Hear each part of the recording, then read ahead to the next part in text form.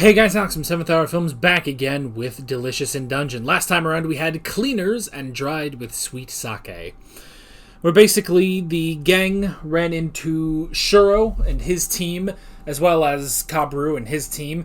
They all sat down, started to have a nice dinner, but Laios explained everything that had happened to Shuro, and Shuro is pissed because they revived Fallon using black magic. So yeah, things aren't going extremely well.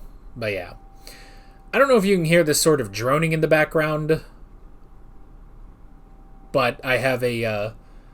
I'm gonna be honest with you. I have a tiny little portable air conditioner in here.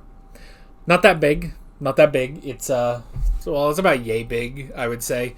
Pretty small. Honestly, I don't think it's going to do that much, but if you hear a droning in the background, that's what that is. In fact, it's not even at its highest speed. That is. I imagine that catches on the mic, but maybe not. Maybe I'll throw the audio through a noise reduction thing. So, I don't know. And probably once we have the episode started, it's not going to be a problem. So, I just wanted you guys to know that in case you hear this weird droning and you're like, what on earth is going on? It's because it's hot. It's because it's 100 friggin' degrees today, and our central air conditioning can't deal with that. I mean, it can, but not perfectly. So we're looking to outside methods, including this little portable room cooler, which, well, I really don't know if this thing works or not. So, meh. Anyway, back to the episode. Like always, the reaction is down in the description and in the pinned comment for your viewing pleasure. So let's go ahead and jump right into this episode of Delicious in Dungeon. Here we go.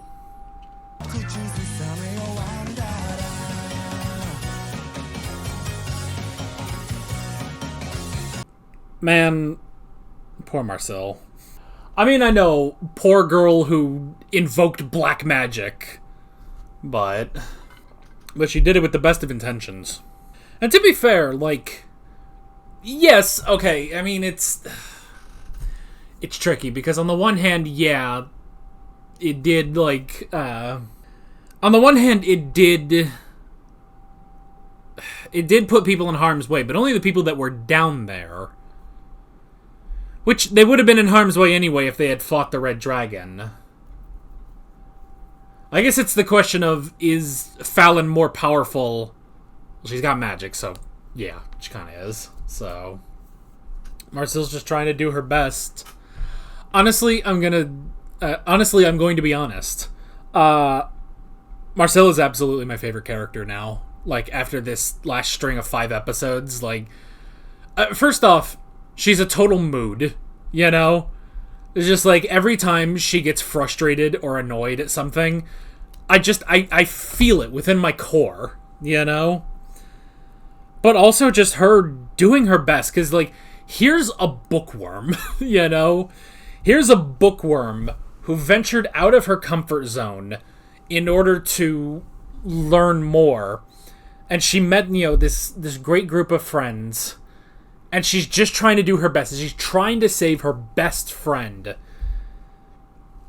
And she's just being put down for it at every single opportunity now. Like, with the exception of Laios, like, because even Chilchuk, you know, disagreed. Even Senshi disagreed. They went along with it anyway. They ended up going for it, but it's just like, it was a, you know,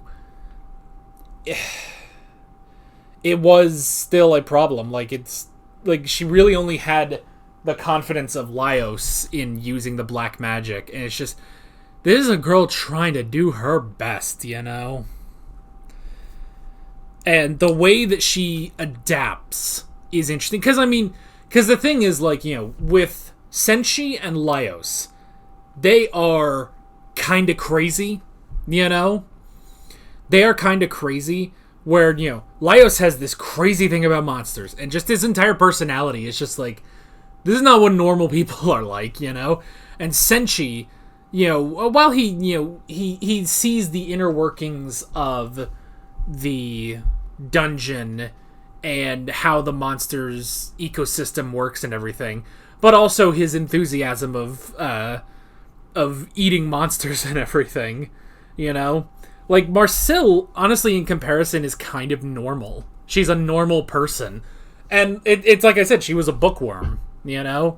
She was a bookworm who stepped out of her comfort zone, got out of the library, and got to work, you know, trying to learn these things. And now she's being thrown into this horrible situation, and she's adapted, you know? She's adapted even though she really didn't want to do this, you know? Now, unfortunately, it's coming at a price, you know? And it's just like, even, you know, so many of them are like, no, don't cast another spell. You know, we don't know what you could be doing. And she's like, I have regular magic, you know? It's not all black magic. But now there's just this layer of distrust with, granted, not with her teammates, you know, with her party. That's at least a good thing. But I mean, the fact that Shuro was just ready to, you know, throw her in with the elves, you know, just arrest her, basically. And it's just like, she's just doing her best. She's just doing her best, you know? I know, I'm fiddling with this little air conditioner thing. It has a mist function, and really all that's doing is putting cold water on my leg. This thing costs $60. Well, it was solution A, and it can easily be returned, so maybe I'll sit just a little bit back from my desk.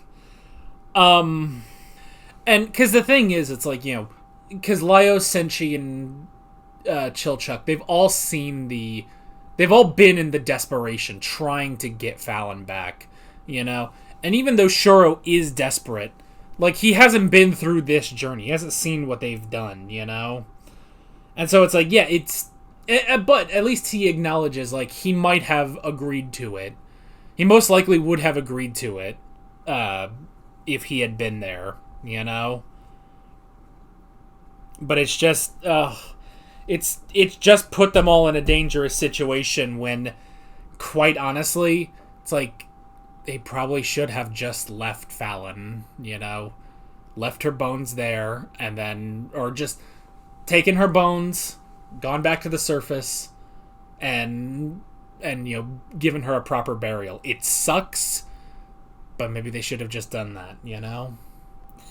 And again, it's so funny, because, like, for so long in this show, like, how many episodes was that? Like, pretty much the first 10 episodes were all just this kind of goofy show of, oh yeah, we're gonna go down, we're gonna eat some monsters, you know, we're gonna try to save Fallon. And it's just like, the past 7 episodes have been so, like, dark and kind of depressing, where it's just like, man, I kind of miss goofy food show, but it still does have its moments, which is nice. It still has those moments, you know, like Kabru eating the tamagoyaki from the Harpy egg, and he's just like, what do I do? Do I eat it? Do I kill him? And he's just like, no, I'll eat it. And then he ate it and is like, eh. So, but that's what everyone goes through, you know? That's what everyone goes through when they first start eating monsters, you know? I mean, and that's the thing, because it's in your head. You know, you see a harpy, and even though harpies are, you know, these bird creatures, you know? Even though harpies are these bird creatures, you also look at them and you're like, but they're also women. Like, if you... this sounds so horrible when you put it in the context of the real world, but it's just like, imagine you just go along, murder a woman in cold blood, and then you take her eggs, and then you make a tamagoyaki out of it. Yeah, that seems weird. Now, granted, it wasn't just an egg. It looked like a chicken egg, but still, it's horrifying. It's horrifying.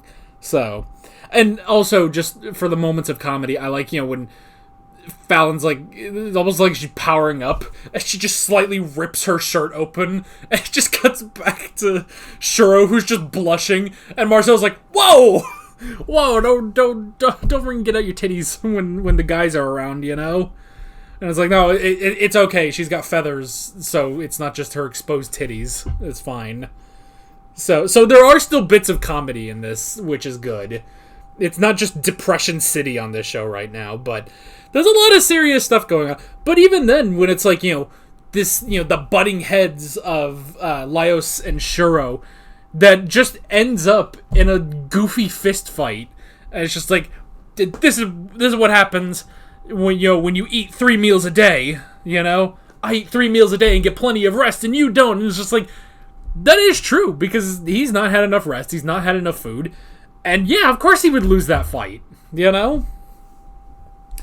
So, and I like how it just kind of devolves into, like, you're weird, you're socially awkward, but you just, like, kept being excited and talking to me and stuff, and I didn't know how to do it, and he's like, you're telling me that now? Why didn't you tell me back then? What's the point of doing it now? It's just like, oh. So it's like, I'm so glad there are bits of comedy in there, So, I don't know. It's a freaking show. So Fallon is a Chimera now. A Chimera hybrid of herself, the Red Dragon, and I guess a Harpy, too. So, yeah, that's a problem. And it is interesting, because, like, even with Kabru being like, oh, I'm sorry, my last attack didn't do anything. And it's like, no, well, like, we did learn something. It's like, you slash her throat, hit her heart and her liver and everything. It's like, all those should have been there, but they aren't. And that means her biology is not just, standard human, which is obvious, because she's also a chicken dragon thing, a chicken dragon centaur. But still, it's just like, it's learning something about her. And I like Kabru kind of seeing in that moment, it's like, wow, he's really knowledgeable. It's like, there are people that come into this dungeon to conquer it that are far more skilled than he is, but he does have this intimate knowledge of monsters,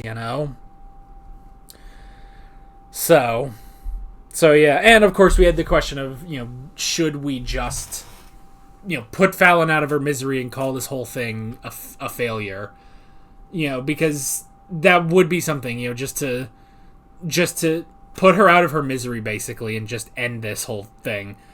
But I like that it's like, well, the alternative to that is to change her back into being Fallon by defeating the Mad Mage. And it's just like, okay, if you want to try that, man, you want to try that, but whew, that's going to be difficult, I feel like. I feel like that's also not something we can do in the remaining episodes of this season, which we got, 7 episodes left? Yeah, we got 7 episodes left of this season. So then I gotta find a new anime to put on Thursday. I don't know. What's a good anime you guys want to watch after this? I mean, we got time, obviously, but I'll take anything, whatever your suggestions are. Although, try to keep in mind something, like, I choose something that people will want to watch a reaction to. So, I don't know. I've thought about Kaiju number 8. I know that's shonen, and that's going away from our medieval fantasy thing we've been doing for about a year now with this and Free Run, but I've heard good things about Kaiju number 8. I might want to try that sometime. So yeah, I don't know. And you could ask if there's anything that I've seen, like, and if you say something that I've already seen, I'll tell you.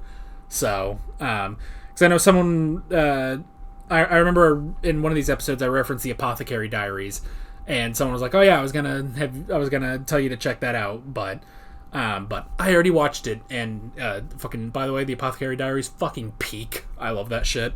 So, and I'm in torment until season 3 comes out. But anywho, but yeah, crazy stuff, intense stuff on Delicious in Dungeon, which I didn't think we were gonna be doing, but man, I don't know, man. I don't know. Shit's crazy. So, where will we go from here? We'll have to find out. But that is basically it. With all of that being said, I'm Alex from 7th Hour Films, and I will see you guys next time. Take care. Alright guys, thanks for watching this video. There's a bunch of links on screen if you want to go click around any of those. There's a playlist with all of my Delicious in Dungeon reactions, as well as another video you can go click on if you want. There's also a subscribe button and a Patreon button on screen, as well as other links in the description if you want to go check out any of those. See you guys later.